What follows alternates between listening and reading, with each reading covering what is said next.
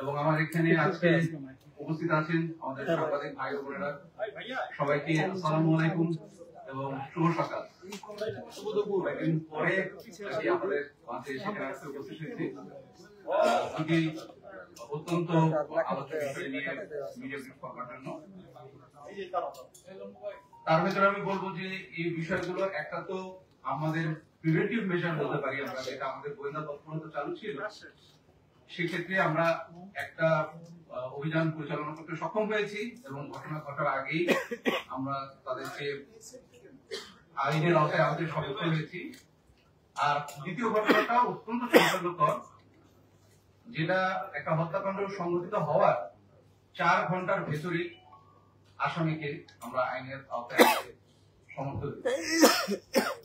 তো এই বিষয় দুটো নিয়ে আজকে আমি আলোকপাত করতে চাই।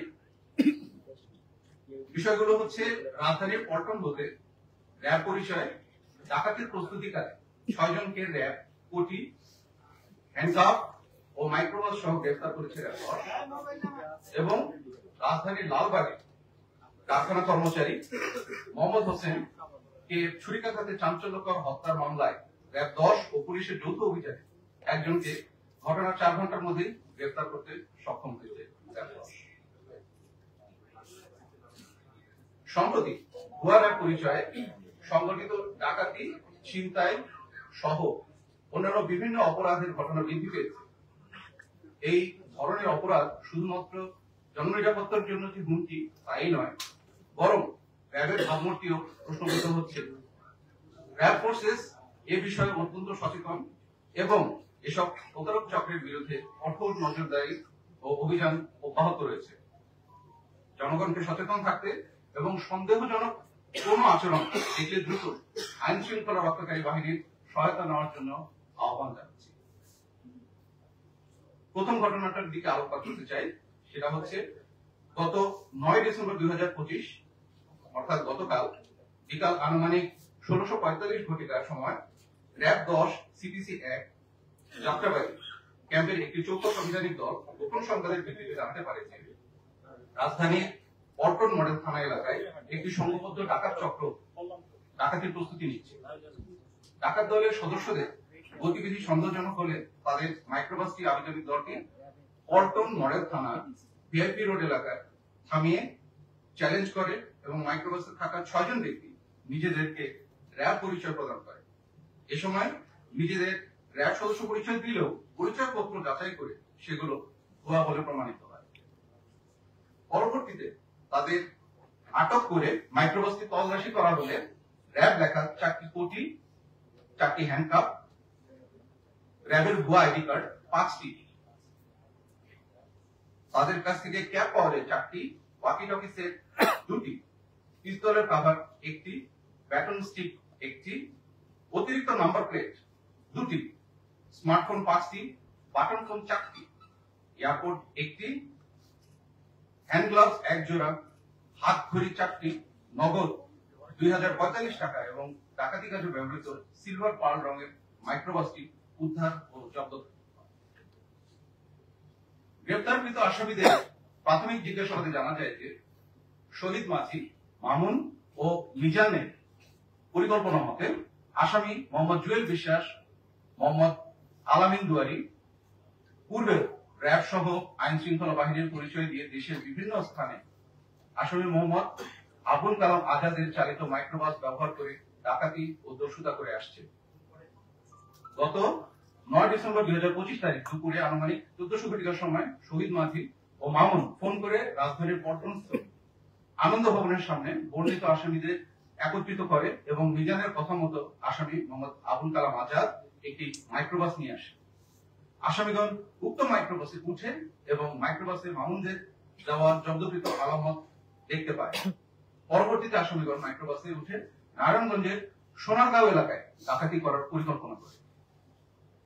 গ্রেফতারকৃত আসামি মোহাম্মদ জুয়েল বিশ্বাসের বিরুদ্ধে ডাকাতি সহ মোট 15টি মামলা রয়েছে। আলামিন দুয়ারি দীপু এর বিরুদ্ধে ডাকাতি ও অস্ত্র আইনের মামলা সহ মোট 15টি মামলা রয়েছে। সাজ্জাদ হোসেনের বিভিন্ন বিরুদ্ধে ডাকাতি সহ আরো বিভিন্ন ধরনের মামলায় মোট 6টি মামলা রয়েছে। আবুল কালাম আজাদের বিরুদ্ধে ডাকাতি ও মাদক মোট 6টি মামলা এবং বোরহান মিয়ার বিরুদ্ধে মাদক আইনের মোট 4টি মামলা রয়েছে। উল্লেখ্য যে আসামি মোহাম্মদ জুয়েল বিশ্বাস মুন্সিগঞ্জের শ্রীনগরে ডিবি পুলিশ পরিচয় 16 লক্ষ টাকা ডাকাতি করে এবং উক্ত মামলায় সে গ্রেফতার হয়। এছাড়াও রাজধানীর পল্টন থেকে ডিবি পুলিশ পরিচয় দিয়ে একজনকে অপহরণ করে নিয়ে গিয়ে ডাকাতি করে, যার ফলে ডিএমপি ঢাকার পল্টন মডেল থানায় একটি মামলা হয়, যার মামলা নম্বর হচ্ছে 43, তারিখ 23/3/2025। গ্রেফতারকৃত জুয়েল বিশ্বাস চক্রটির নেতৃত্ব দিত। সে নতুন সদস্যদের চাকরির প্রলোভন দেখিয়ে এই ডাকাত দলের সাথে সংযুক্ত করত এবং ডাকাতিতে অংশ নিতে বাধ্য করত। গ্রেফতারকৃত জুয়েল বিশ্বাস গত 27 নভেম্বর 2025 তারিখে ও সাজ্জাদ হোসেন গত 29 নভেম্বর 2025 তারিখে এবং আবুল কালাম আজাদ গত 2 বছর পূর্বে জেল থেকে জামিনে বের হয় এবং তারা আবার একই কাজে লিপ্ত হয়। এবার আসে গতকালকের দ্বিতীয় ঘটনায়। গত 9 ডিসেম্বর 2025 তারিখে দুপুর আনুমানিক 15:00 ঘটিকার সময় রাজধানীর লালবাগ থানাধীন শহীদনগর 2 নম্বর গলিতে তুচ্ছ ঘটনাকে কেন্দ্র করে কারখানার কর্মচারী মোহাম্মদ হোসেন কে হত্যা করে। উক্ত ঘটনাটি বিভিন্ন প্রিন্ট ও ইলেকট্রনিক মিডিয়া প্রচারিত হলে এলাকায় ব্যাপক চাঞ্চল্যের সৃষ্টি হয়।